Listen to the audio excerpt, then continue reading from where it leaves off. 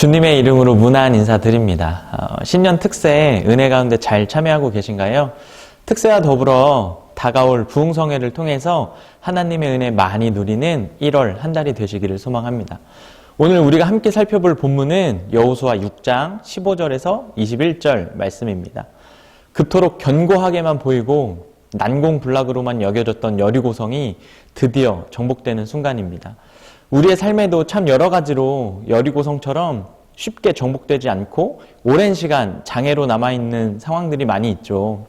오늘 본문은 이와 같이 풀리지 않는 문제들에 대해서 무엇이 대안인지, 하나님은 우리에게 무엇을 요구하시는지 잘 제시하고 있습니다. 이스라엘 백성들은 일곱째 날 일찍이 일어나서 전과 같은 방식으로 성을 7번 돌았습니다. 조금은 엉뚱한 하나님의 지시 앞에 백성들은 무슨 마음으로 또 무슨 생각을 하며 매일매일을 순종했을까요? 믿음의 장으로 불리는 히브리서 11장 30절에는 이 상황을 이렇게 정의하고 있습니다. 믿음으로 7일 동안 여리고를 도니 성이 무너졌으며. 네, 이스라엘 백성들이 보여준 행동은 믿음이었습니다. 오늘 본문을 통해서 이스라엘 백성들이 보여준 믿음의 태도가 어떤 것이었는지 두 가지 관점에서 살펴보려고 합니다. 첫째, 여리고성은 인간의 힘으로 정복된 것이 아니라 철저하게 하나님의 방법으로 정복된 성입니다. 이를 뒷받침하는 내용이 16절에 잘 나와 있는데요. 이스라엘 백성들이 한 것이라고는 매일같이 성 주변을 도는 것과 제사장들이 나팔을 불면 힘차게 외치는 것이 전부였습니다. 그런데 어떻게 여리고성이 무너질 수 있었을까요?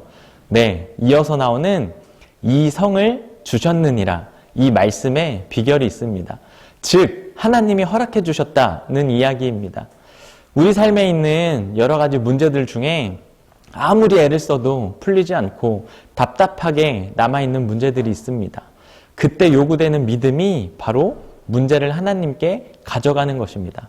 그리고 그 문제 가운데 하나님의 방법과 하나님의 허락하심을 구하는 것이죠. 여리고성을 하루에 한 바퀴씩 돌다가 7째 날에는 7번을 돌게 됩니다. 우리가 잘 아는 것처럼 성경에서 제시하는 숫자 7은 완전수를 의미하는데요. 그런데 여러분, 생각해보면 하루에 한 바퀴씩을 돌았는데도 아무런 변화가 없고 아무런 현상도 보이지 않는데 7번을 더 돌아야 하는 백성들의 마음은 어땠을까요? 참 여러 가지로 의문도 들고 답답한 마음이 있었을 겁니다. 그러나 결국 백성들은 끝까지 묵묵하게 말씀대로 해냅니다. 그 결과 여리고성이 정복되는 것을 경험하게 되죠. 이것이 두 번째 포인트입니다.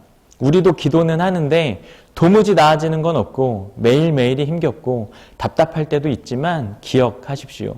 하나님의 방법은 언제나 끝내 완성됩니다.